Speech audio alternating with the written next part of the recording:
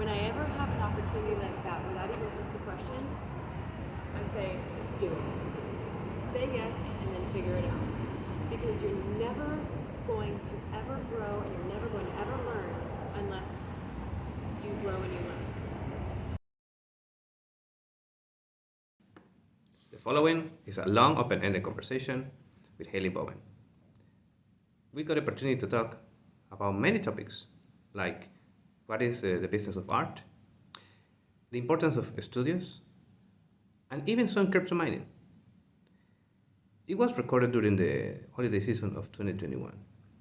And in observance of these particular days, I want to wish everybody a Merry Christmas, a Happy Holidays, and a Happy New Year. This is On the Lawn with FVR.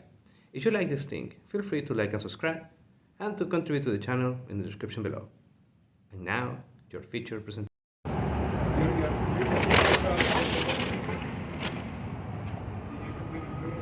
Ladies and gentlemen, welcome for another episode of FVR On the Lawn. Tonight, my guest is Haley Bowen. Hi.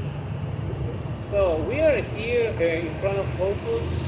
The day is Thursday after Thanksgiving, just 1 week after Thanksgiving. It's surprising to see that the weather has been very nice, isn't it? This is my favorite time of the year, and everything looks and smells like holidays and Christmas time, and I'm just so glad we could do this tonight. I agree. The main idea, I remember, was to have the episode with the Schoolie, your main assistant at your office. With who? Schoolie. Who's Schoolie? The skeleton. Oh, Scully, the skeleton. Yeah. Yeah, he's doing great. He's a little on the thin side, so I've been trying to keep him healthy and use him a lot. But he's a great studio assistant. Oh yes. So before we start, people may ask, why are everybody outside? Well, this is because right now the holidays. And number two, tell us about yourself. Well, that's a great question. It's a big question. I am Haley Bowen. I'm an artist here in Houston, and I am I'll wait for the alarm to go off. We're going to start again. We're going to start.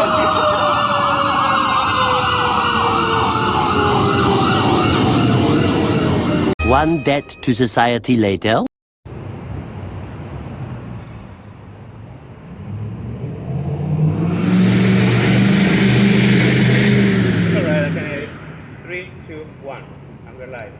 Hello everybody, welcome to another episode, this time outside Whole Foods. Today is Thursday after Thanksgiving, the year is 2021, and tonight we have a special guest, Haley Bowen. Thanks for coming. Oh, thank you for having me. I'm glad to be with you before your big trip.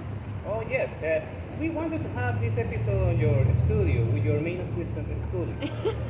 Tell us about it before the purpose of having there and show what are you actually doing.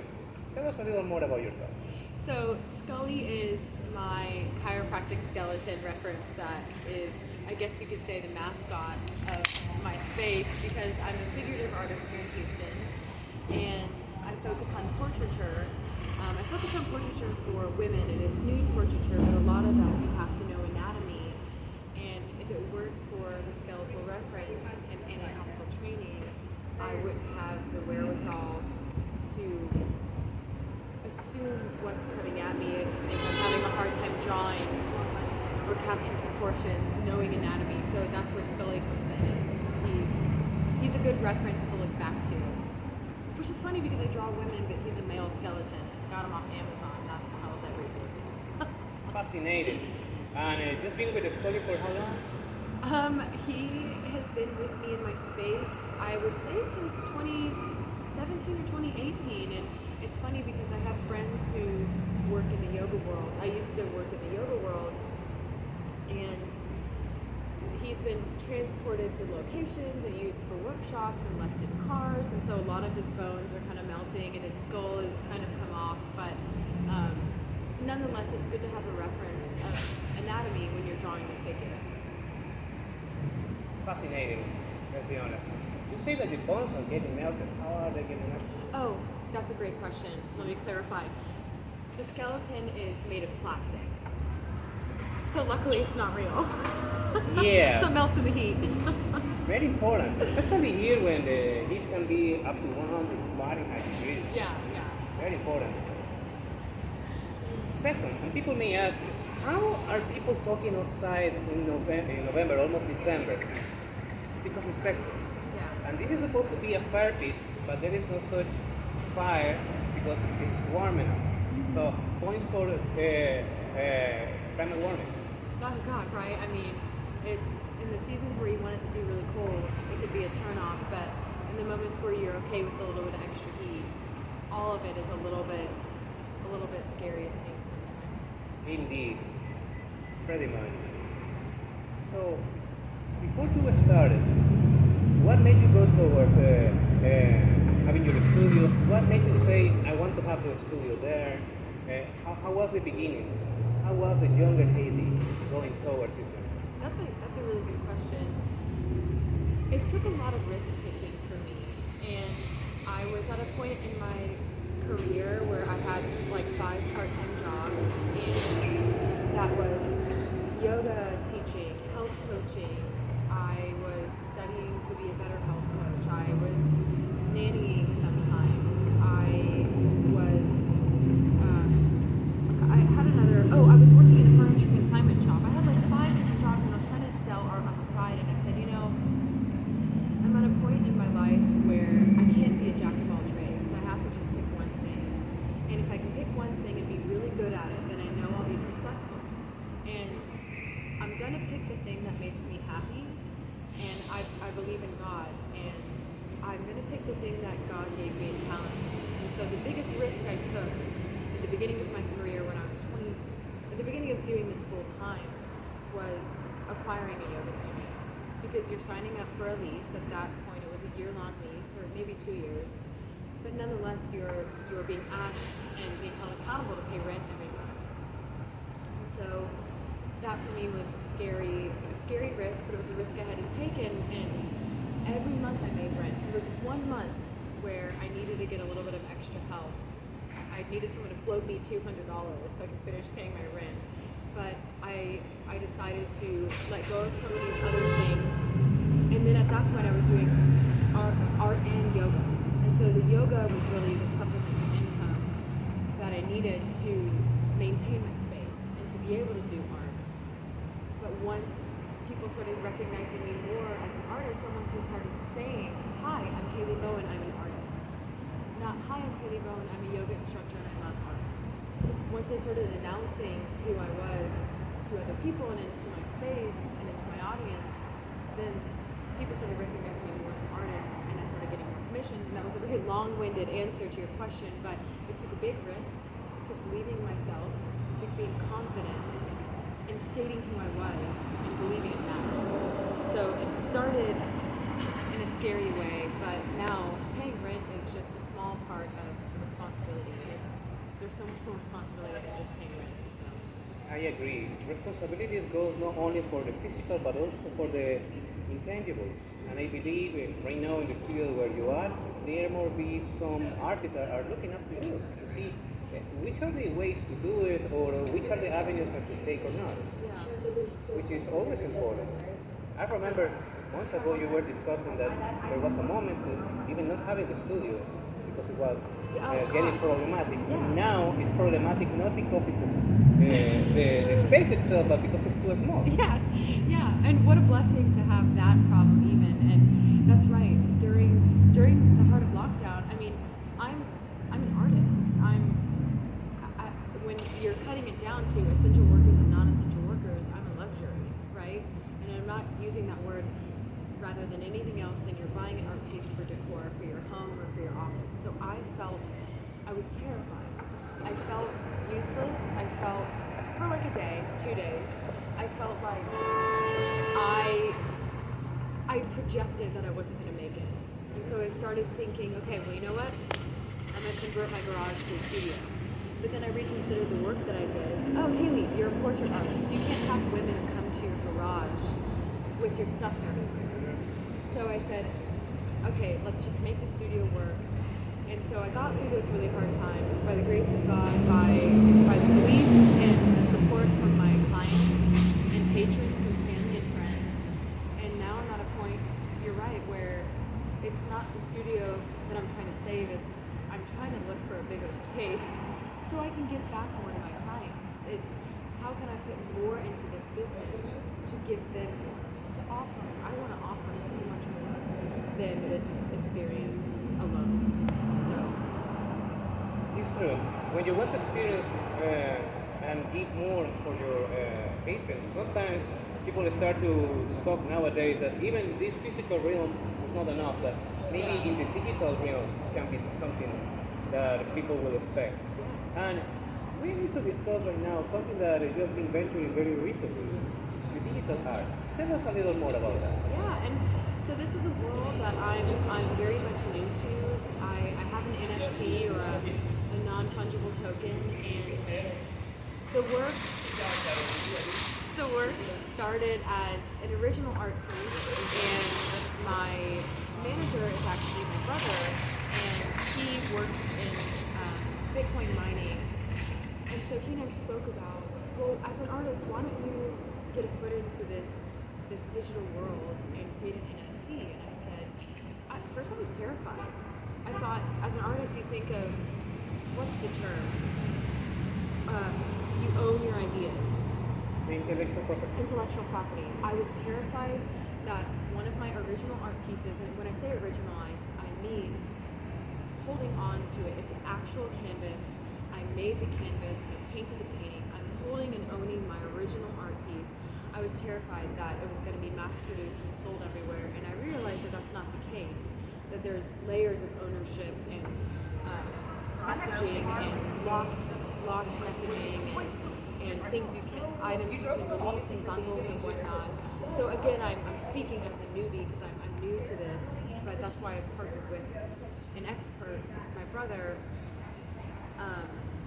to help get my foot in this world, because I am interested and I am curious, and I have an NFT right now, and it's on OpenSea, put up a few bids, and the work comes as the original is obviously an edition of one, and I've chosen to have right now an edition of one for the NFT itself, but I know you could have a limited edition of 5, 10, whatever. So I'm definitely still learning, and I know I don't sound like an expert, but I'm curious and I'm really excited about it, and I think it's the way of the future. I really do.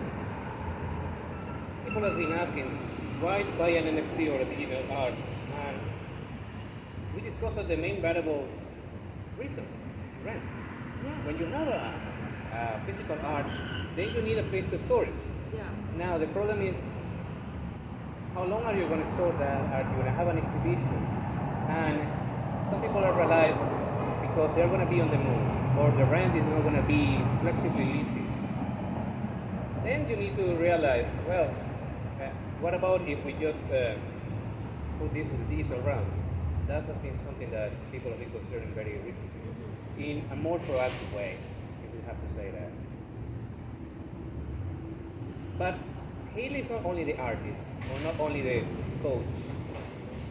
She's been also in sports. And I remember you were in other places, in other countries, Yes. and you even studied overseas. Tell us more about what was your experience in Europe, how was your experience with soccer, things like that. Well, let me just say, you have an incredible memory, and you have very good listening skills, because I've told a few people that I used to play soccer in Italy. So thank you for remembering that. But yes, so I studied abroad in Italy, in Rome, and it was a junior semester abroad, and I went to Rollins College, which is an incredible school. I'm so blessed to have been able to go there, and for my family to help make it happen. And I decided to do a semester abroad because I wanted to be I've always known I wanted to be an artist, and I knew I wanted to be inspired by classical art, so I said, why not go to Rome and study the marble sculptures and study the Baroque and Renaissance period. So I studied abroad in Rome, and I realized after drinking almost a bottle or 2 or 3 of Chianti, nice wine bottles of Chianti a week, that I needed to do something a little more active. And so I took a look around at the club offerings within the first week or so of school, and I didn't approach the soccer coach. I think she took a look me and was like, do you play sports? Because, you know, I'm 5'9", and I said, I used to play volleyball, but I don't play any sports. And she said, well, I could see you on the soccer team. I played soccer in like 3rd grade, and I quit because I didn't like running. So I said, yes, I would love to play soccer. That'll, you know, then I can afford to drink the Chianti and not come back looking really different. So I joined the soccer team, and I was central back defense, and I assisted on 1 goal, and it was so much fun. And it was a fun way to separate myself from, it was a small school. It was the American University of Rome. It was a grade school, but it was a great way for me to separate myself from campus, from the girls I was living with who I loved, but just to have my own community, and then to try something new in Italy. And let me tell you something. The Italian girls, they know how to play soccer. I'm not very good. I did the 1 goal I'll hold on to for the rest of my life, but I just I was there for fun. I was fun. Yeah, it's quite interesting the point you make, because from overseas, when we talk about women's soccer, they have the perception Americans actually are the ones who play well soccer, Yeah. a lot of good soccer. When you put 11 women together on the field, they usually dominate the opposition. Yeah. So when you say that, it's like a kudos for the Italian girls that are actually very good at their field. That's funny because I'm looking back and like maybe I just thought that, because again, I don't know anything about soccer. Maybe I just thought that because I was so bad. That's probably the filter I was seeing it through. It was like, wow, these girls are so good because they were doing like the foot tricks with like rolling the ball and flipping it up, and I would try it and I would like, it would be bad. So maybe the foot tricks were what threw me off. Yeah, I have to recall an experience back in College Station. Those were my first months in the United States, and I was like, with my background of soccer, Yeah, because you played soccer. yeah, competitive soccer in college before to come here. I was a goalkeeper, still a goalkeeper, and I remember there were not so many men playing soccer here. They prefer to play football. But I say, well, there's no problem to play with women. I know that they are actually proficient. Maybe I can be an sparring partner or something. So we were part of the sparring team of the Texas A&M, just for a few matches. But I remember there was one of those games that one of the forwards was so angry that there was no goal because I was blocking all the goals. Oh, good. They made out a penalty out of nowhere. Yeah. And for some reason it was my fault, but it was the central back that made the fault. It was my fault, and they put a yellow card on me. I don't know why. Really? And then the striker, who was angry at me because I blocked around three shots at that time, she was like, "I'm gonna score you. I'm gonna finish the narrative right now." Okay, no problem. And I had to revert some words back just to keep the fight right there. And I had to remain calm. In the end, I saved the penalty, and she was so angry because I actually was able to catch the ball. And she was about to push me to go towards own goal and say, no, it's not going to be on goal. And another friend actually came to intervene, and the referee said, okay, stop already. This is too much. So you can officially say you've been in a soccer fight? Yeah, I mean, that wasn't a soccer fight, because an actual soccer fight is where everything comes really down. There is no rules of society anymore, and people have to fight and hit each other. That's different. So basically she was mad at you because you were too good. You say that. I didn't say that. Isn't that the curse of the human race? Pretty much. Mad at you just because you're too good. Yeah, that's true. And then when everything was calmed down and people were just leaving the locker room towards their own lives, I approached to her and said, you need to calm down, because if you are in the official team, people will look up to you to remain calm, especially in defining situations. Yeah. And that actually helped her. I don't remember her name, but during those years, That's smart. they began to be more and more proactive. I guess they won one championship in the SEC, but I guess that helped her a lot. Well, especially if it's kind of exactly what she needed to hear, and it came from maybe somebody she wasn't ready to hear from. Yeah, this was part of the past, but nowadays things are usually a different narrative. Sports. a lot of knowledge you can learn from sports when you are being on the field. Talking about lessons, people love more when drama is involved. Yeah. And you mentioned the drama that happened with keeping a place, but now the other one to expand the place. Yeah. Any advice for people who are facing drama nowadays, especially because the holidays will come with a lot of things? So just any type of drama, and that's a wide question, but I think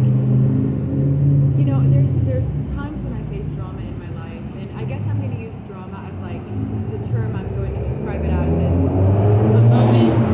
moment of a rush of emotion, and you have to decide if it's fight or flight, if it's act or be patient, if it's react or respond, and that can happen with family. That can happen, especially during this time of the year. That can happen with career.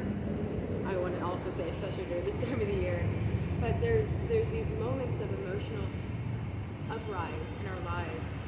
And as I've gotten older, I'm 29, but as I've gotten older, I used to be fighty. I think I felt like I was a know-it-all. And when I was in college, you're in the process of learning, and I'm still learning, but you're in the process of you're just learning. You're just surrounding yourself, and so you're gaining all this knowledge, and it's powerful. Knowledge is powerful, and so I feel like I used to just try to get back and react. But as I've gotten older, I've realized that so much of the winning is in the response. So rather than getting in there and putting yourself in the middle of the pit and making yourself known, and maybe that's your way of responding to your situation, but for me personally, when I take a moment back from drama and I look at the pros and cons and I look at the big picture, I ask myself, Haley, are you reacting or are you responding? A reaction is usually quick, a response has usually some time.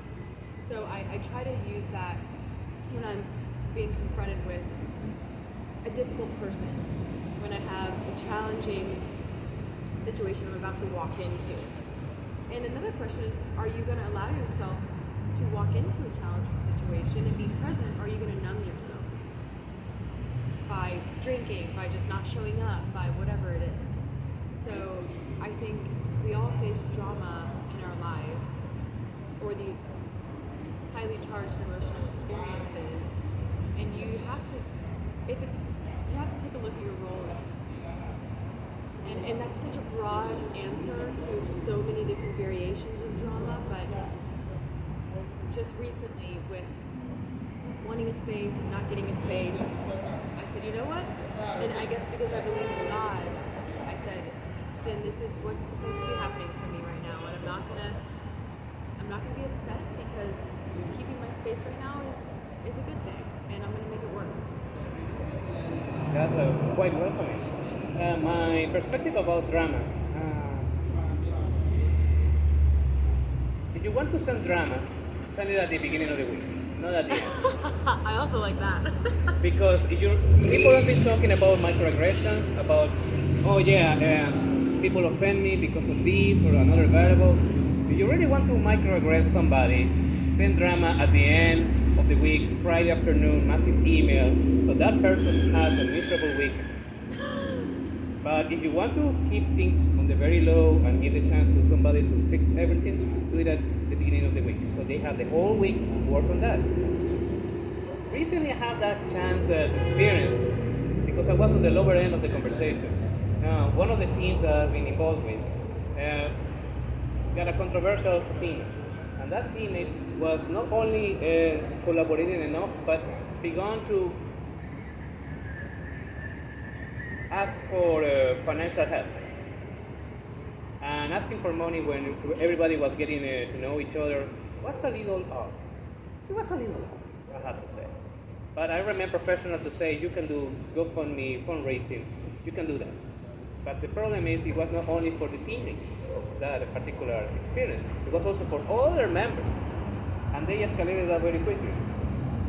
When we did a presentation, I put my excuse that I couldn't attend because it was in a different time zone and a different moment. But all of a sudden, one of the judges perceived very well, this person doesn't want to collaborate because he's a man and she's a woman. So my perception to me, this guy is an organic relic of the past. It has to be punished. So they put a massive email on the afternoon saying that problems will be on my way. But I have to remain calm because, hey, I got the receipts. This is something to deal with drama, but it was on a Friday afternoon. Yeah. Weekend was miserable. So imagine the stress of having that and the stress to know that you were always right, but receipts always take a long way to go, and an investigation usually takes its time. In the end, they realize, oh, Fabian was not the guilty man, it was the other one. Sorry, Fabian.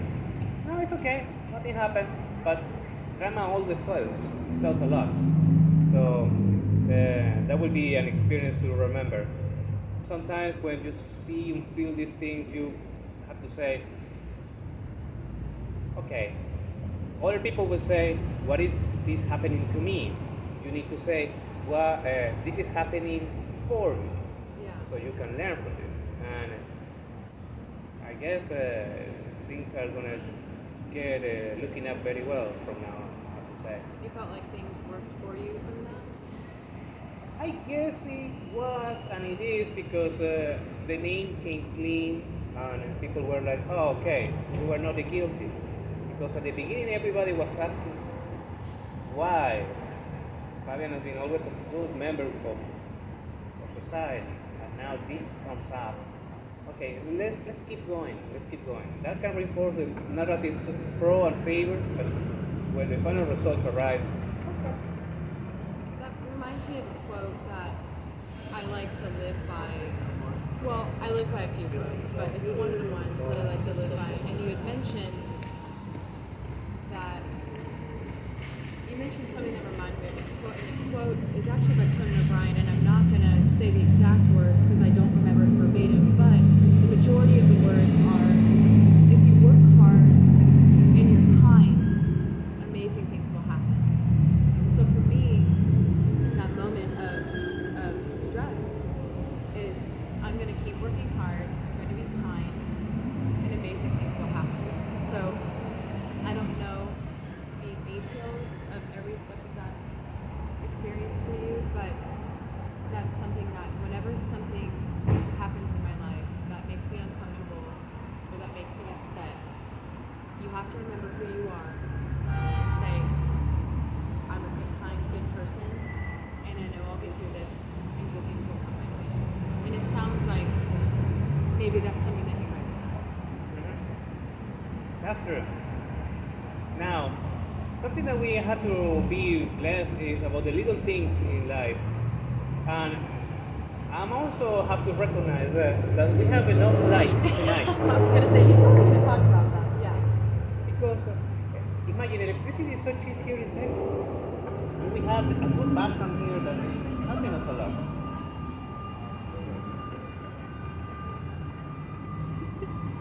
Bitcoin mining and the charge of electricity. You mentioned this at the beginning.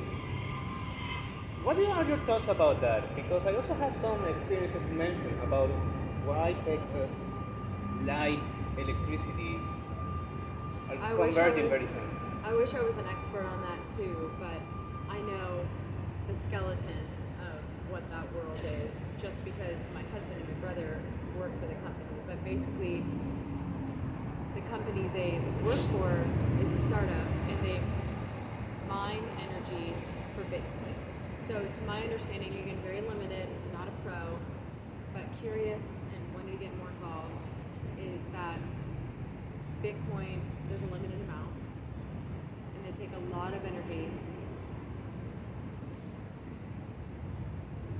And usually, And so they mine for Bitcoin. So they're very necessary at this with this growing cryptocurrency. And I mean, I had an exciting phone call with Michael today that companies realize that they need energy miners. And so, and exciting for me because he felt good about it. But it's a very new world for me. He's a lot more versed in it than I am.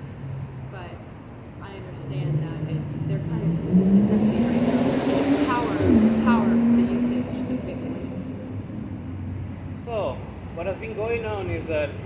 Bitcoin is a cryptocurrency that uses proof of work. To make proof of work, it means that you need to solve a problem to get your reward. Either you solve a hard mathematical problem, or you use a lot of computing power to solve the problem and get your reward. So back in 2010, every time that you will solve the problem, you will receive a block that has a reward in the terms of Bitcoin. Let's say it was 24, 25 Bitcoin. But because there is a limited amount, every 4 years you need to divide that reward by 50%. So from 25 to 12.5, and then from 6.25, this is the current reward.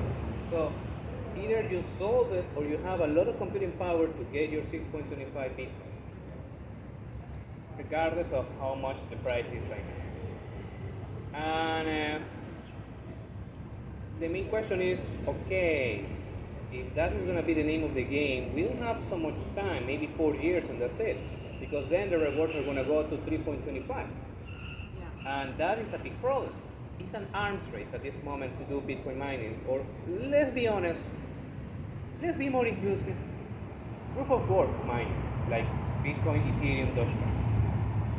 For the first one, people are trying to get so much into this because every single coin is valued currently, right now, December 2nd, 2021, is around $60,000.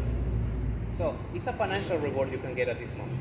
But the problem is, by 2024, actually, 2024, it's going to be 3.25. It doesn't matter how many computers you have. It's going to be a 50% inflation in the hash rate. Like, it's not going to be financially economically anymore. At least for the ones who are right now buying. And when I say buying, is buying the computing power. They are using supercomputers like the ant miners. They have a capacity of 1 terahash. Terahash is a capacity to solve a problem per second. And tera is a little beyond exa, a little beyond giga. So it's like a 1 million hashes. So you use supercomputers to get the problem solved, but it's going to last for so long because then the reward will divide by 50%. And that's what is going on for Bitcoin mining. Other people say, let's diversify for Ethereum or Dogecoin. You can do your portfolio as you choose, but in the end, you have to realize it's only very short-lived and everybody is competing for something else, because then you have proof of stake, which is they will validate your identity not because of you solving the problem, but because of possessing particular coins like Ethereum 2.0, Cardano, and then they can say, okay, we know you are you. And this proof of stake, they use also something called smart contracts, which is used on your digital art. Because on non-fungible tokens, in order to make a transaction, they think and they validate, who are you? Who are you? You are highly bound. And how I know you are you? Because I minted this NFT, this token. Okay. And you want to sell it. Where is the receipt of this transaction? It's right here on the digital ledger. Okay. So that's how we do the transaction validation in OpenSea or in the smart contracts. But that's proof of stake, because the way they validate your buyer is because that buyer acquired the NFT from you. If the buyer was solving a mathematical problem to get your NFT, that will be a proof of work. Because the reward will be, okay, I sold this, I will get the token. But because you are doing a transaction based on possession, that's proof of stake. That's how different they are. And that is not energy intensive. Then you use maybe some gas fee or something. So Bitcoin mining right now is an arms race that is going to last maybe 2-3 more years until they do another halving, and then you will see new players coming. How I know this? Because I happen to advise another friend who has some going on in the West Texas area, actually West Houston area, Katy, and they already ordered the ant miners and they already have their own pool to mine those coins. But it's like, okay, it doesn't, okay, it matters a lot where are you mining, which pool are you mining. But you have to realize it's not going to be very happy in the year 2 or year 3, especially when the Bitcoin halving is going to hit. So is it just going to keep dividing? Yeah. It'll never go away. Yeah, it never go away because there is still around 28, 29 more halvings to go until it goes to 0.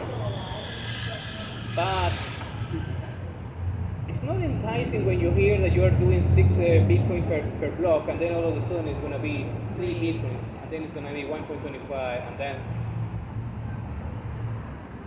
it's not that enticing. That's why it seems like it's all happening so fast. Yeah, and people will say, "Well, I didn't knew this before." It's always the same narrative with everything.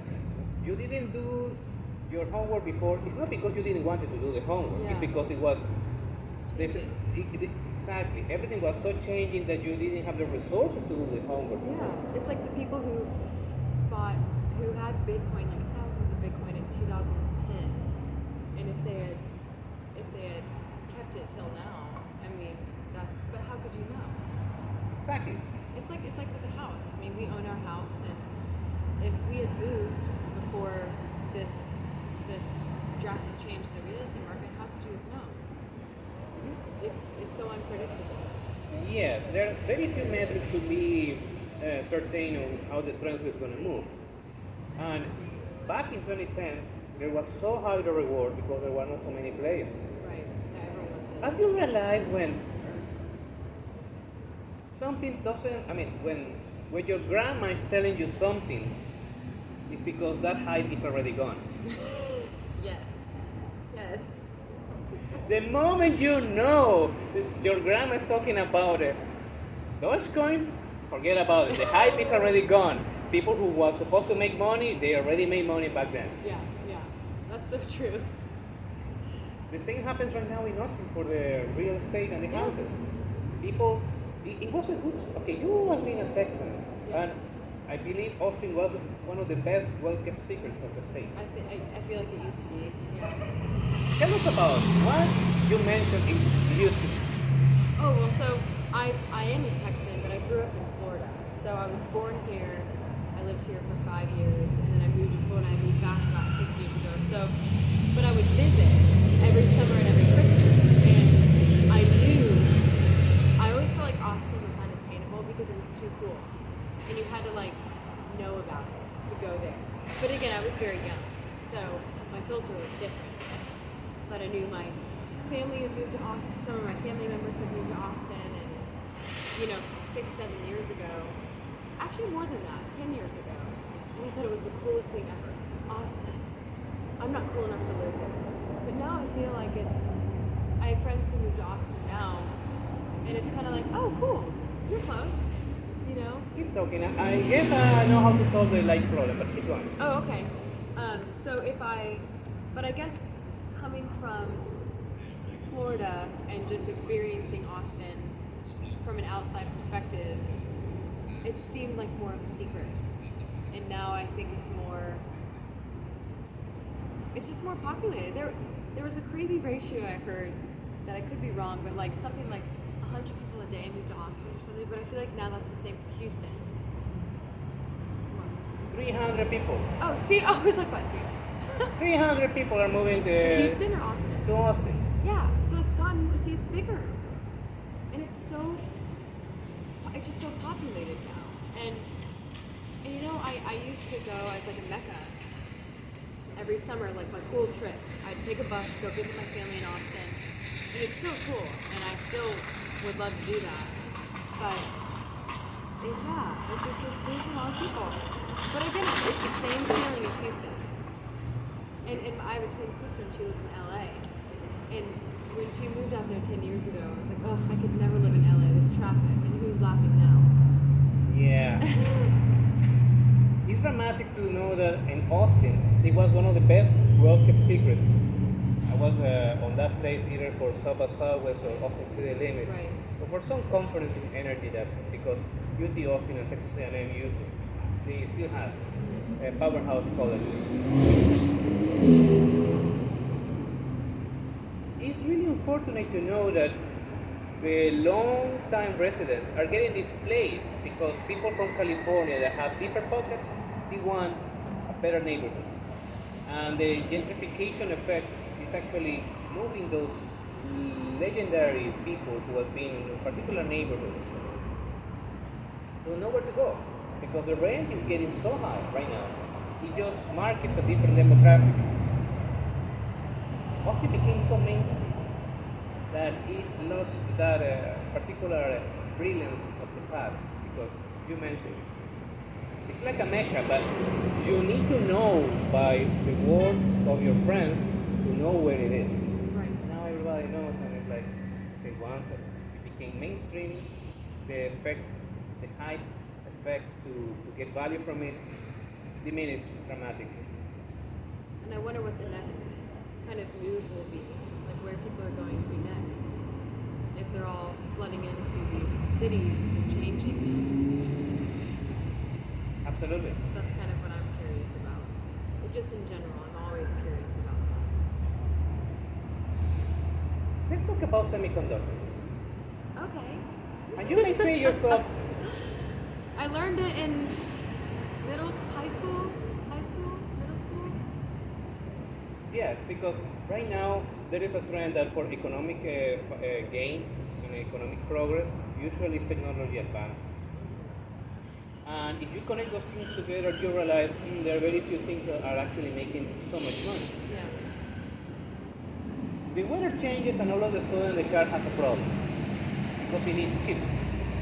Or the computer needs an upgrade, or you need to get a new phone that needs a better processor. Those are chips. Texas recently signed with Samsung to have a new semiconductor foundry here in Tyler, but it's going to take at least 2 years to build. It helps because the USA is going to have an increase of their global presence from 12.5% to even more. Because once you get the capacity to build semiconductors, then you have the capacity to start leading in technology development. And you mentioned about where are people going to go, Right. where the money is. Oh. Yeah. So. Most likely people are going to keep coming to Texas. Yeah. Or if you cannot come to Texas, there are other places to go like Southeast Asia, Taiwan, Singapore, Indonesia, and I guess Malaysia. They are very big in the semiconductor industry, or they're getting big. Is that why you chose your school? I didn't choose on that. It was a very kind of a different story because when I applied to them, it was to the school that is in Boston, MIT, Oh, and then yeah. they say, well, because you already have this age or these things, why don't you think about this other program? And I said, yeah, that sounds about right. I learned about semiconductor industries because I've been following Crystal and Sagar on their channel Breaking Points.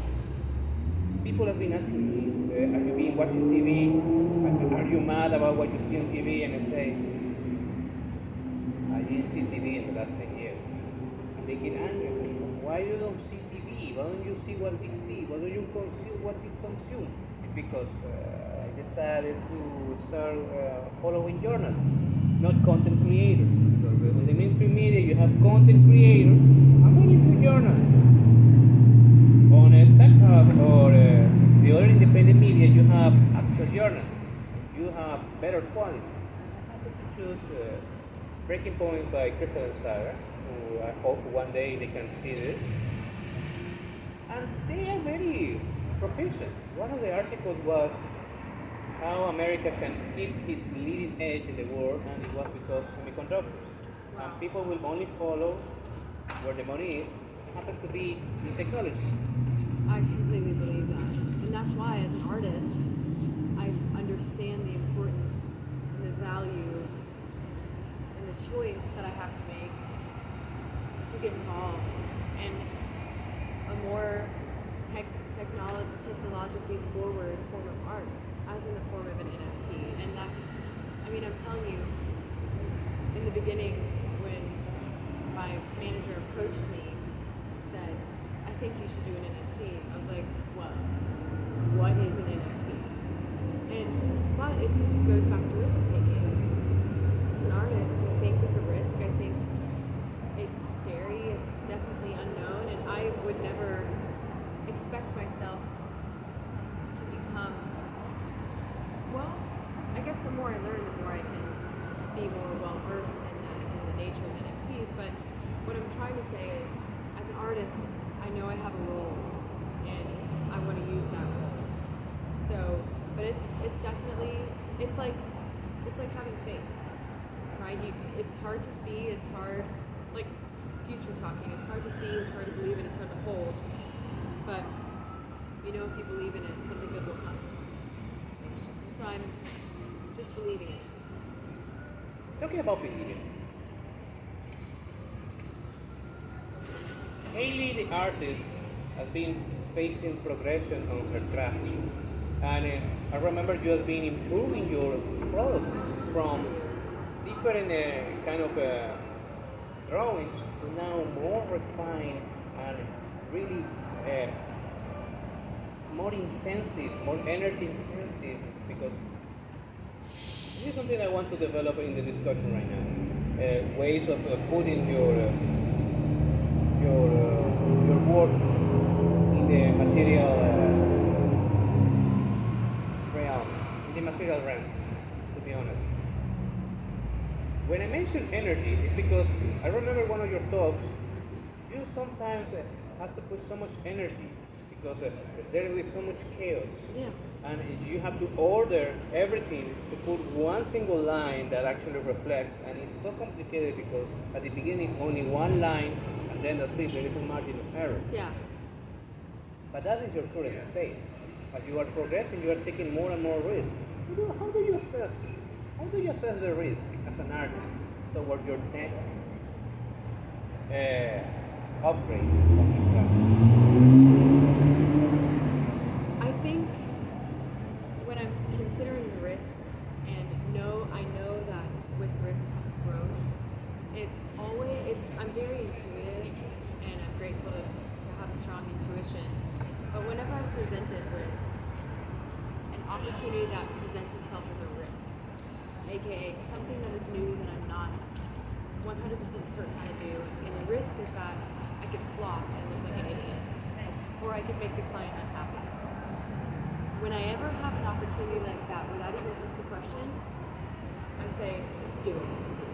Say yes and then figure it out. Because you're never going to ever grow and you're never going to ever learn unless you grow and you learn. So assessing risks, I welcome risks. And granted, there are some projects that I'm like, hell no. Like, that are just, I'm a one-person business. There are some projects that truly just because of the manpower, I have to say no. And that's only a few situations where that's come about, and it usually reflects payment as well. Like a big project, one person, small payment, that's usually a no. But what I'm trying to say is, whenever I have an opportunity that presents itself to be a risk, for me the risk is, can I grow and can I learn from this, and am I scared? And if I'm scared, is that my intuition is saying, do it. And if you believe in what you do, and if you focus on it wholeheartedly, you'll be successful. So I always know in the end, I'll never put out a half-worked project. I'll never not try my hardest. And I'm always honest with my clients. So there have been times when I've had to, what feels like letting the client down, but what it is just being honest. I remember I had a client that, so there's different tones of white, right? You don't just have a bright white. You have, like our house, the interior is alabaster white. That's a very specific white that we tried 3 to 5 different whites to find out. So some whites are more warm, some whites are more cool. High quality watercolor paper is a bright white, but it has a slight warm tone to it if you compare it to a cool white paper, like a craft paper. I had the experience to learn about the different tones of white and what papers carried what tone and what papers I could use because my client, we wanted to match a frame. And so I said, well, let's try to find a paper that will match the frame, which was a sprayed metal. So the frame was a metal that was white, so naturally it's a cool white, because it's white over black now.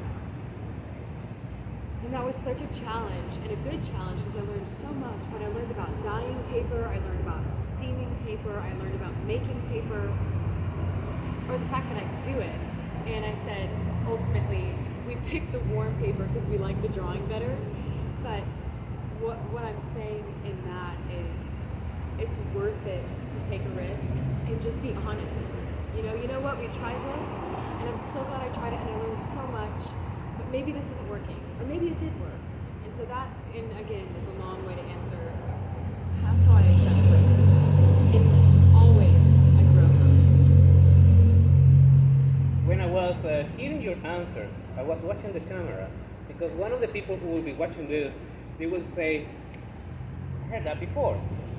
Yes, I was watching Haley, but I was hearing Dr. Jordan Peterson. Because Jordan Peterson mentioned that whenever you have the opportunity, whenever you have the chance to get new skills, take it. Take it. And I think, and I don't blame those who don't. It's terrifying. It's terrifying to be presented, because somebody believes you and say, hey, Fabi, this is an example. I have an outdoor wall mural space, and I love your style, and I want you to paint a mural on my outdoor wall. Well, hold up. That's outdoor paint. That's sunlight. That's drying time. That's manpower. That's drawing to scale. That's prep time, materials cleanup. So you as the artist, you're like, you believe in me, but the fear is that you'll fail. And I think if you take enough risks, just a couple, in the beginning, you'll realize that you're a lot better at what you do than you think. And I hope that translates for all people, but it definitely translates for me and my art career. Quite a majestic quote, I have to say. Because it's true. Yeah. Especially for somebody who survived the last 20 months of ups and downs. Yeah. And right now is inspiring a lot of their neighbors in their Sawyer studios, which is very, very important.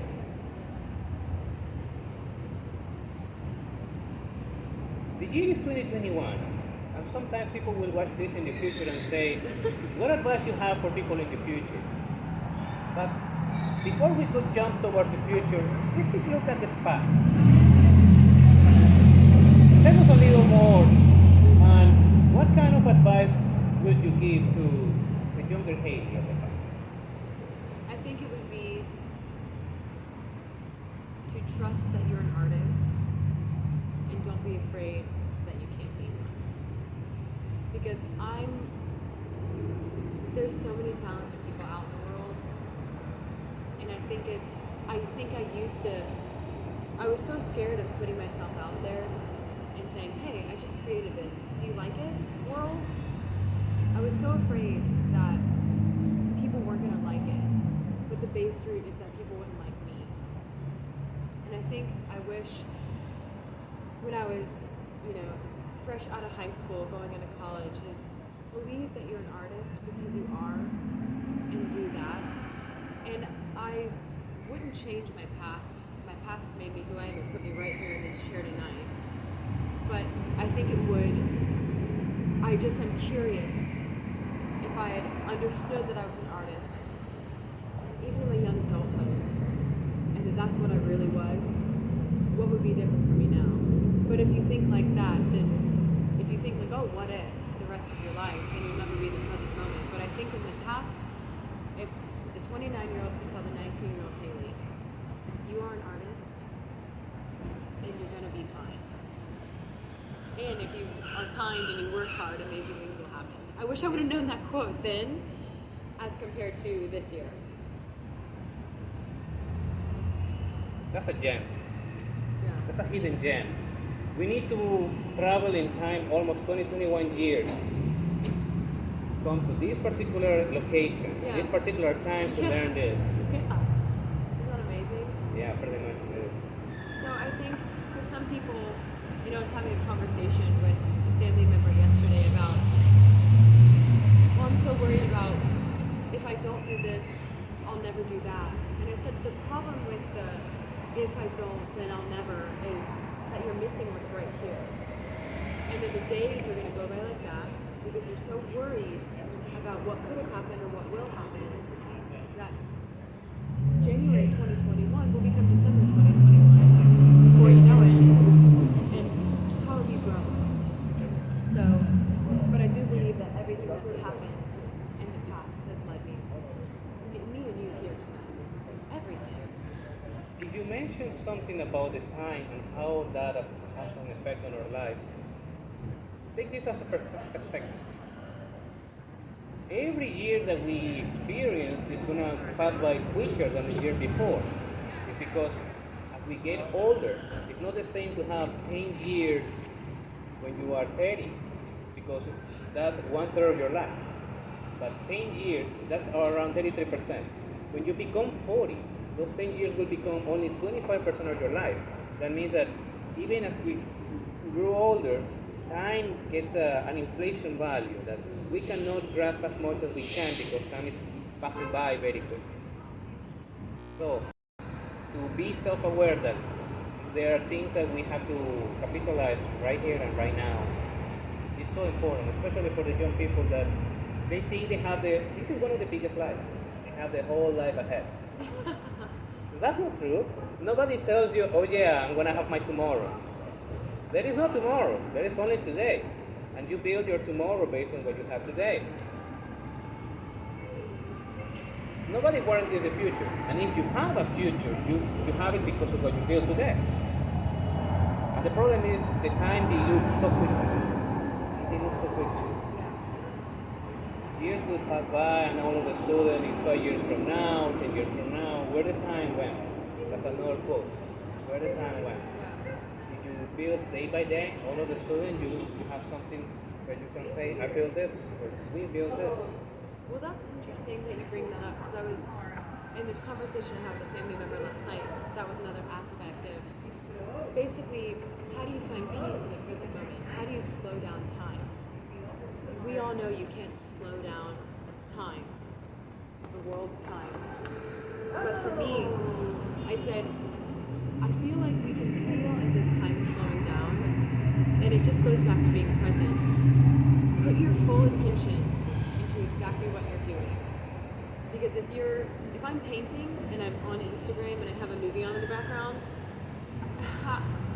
that hour is going to go by so fast because I'm listening to 3 to 5 different things. But if I'm painting and this person is what I'm breathing, is what I'm seeing, is what I'm feeling, is what I'm hearing, then time expands. I mean, I feel like as I get older, you're so right, time does feel like it's going by so fast. And with great love, there's great loss. And there's this, in the back of my mind, fear of loss. And like, what you have now, a person, a career, an item. But for me, more so a person, could just be gone. So how do you expand time? And the only thing that's worked for me now is dropping everything and trying to be as present as I can be. And I think that's hopefully will work. Yes. Even just having the days be more peaceful, even if I'm already turning 30 next year, if my days can be more peaceful, then time feels like it expands. That's quite a learning.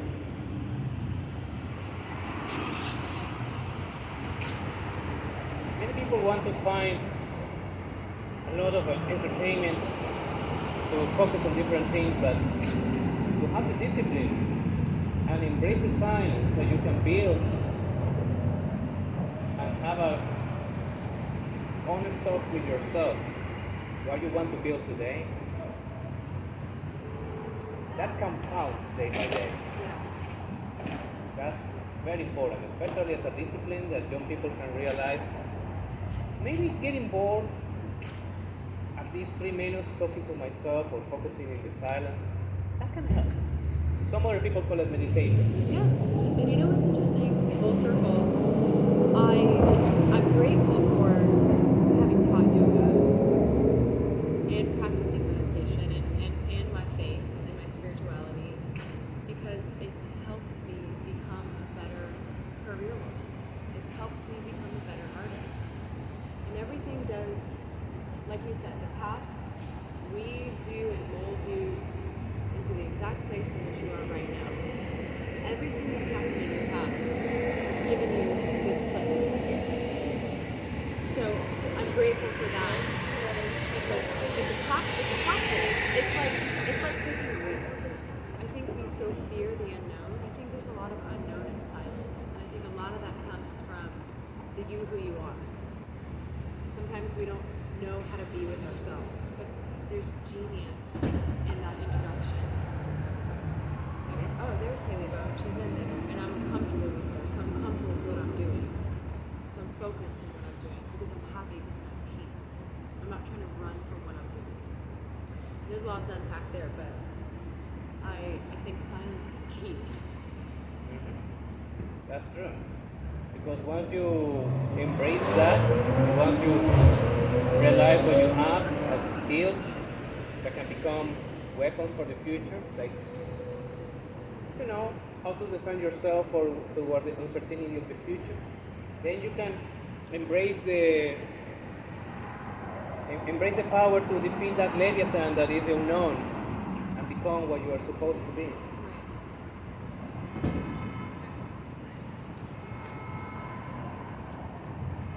What a good way to disclose everything, isn't it? Yeah. This has been so enjoyable. Indeed. I wish we can talk more, but right now it's time to enjoy the lights of the city. Yeah. So thank you very much, Haley. We said it at the same time. Thank you for including me in this. I love talking to you. Like I said, you do a very good job of listening, and it makes the person feel really heard. And I like your questions, so thank you. Oh yes, and we have to be honest to say thank you for the time you gave. We know that people right now are going to be bombarding your phone saying, when is my commission? Or when we're going to be the next time we do this. So we only wish you the best, and we hope that we can have our paths crossed in the near future. They will. Thank you very much. Before we forget, how people can find you? Oh, thanks. So I put everything on Instagram. It's Haley Bowen, HALEYBOWEN art. Haley Bowen art. And you can find me on Instagram, and that links to everything. Website, a way to contact me, my portfolio. But thank you for asking. Yeah, just my name, Haley Bowen art. Okay, folks, take care and see you when we see you. Bye. Yay! That was cool. That was so fun.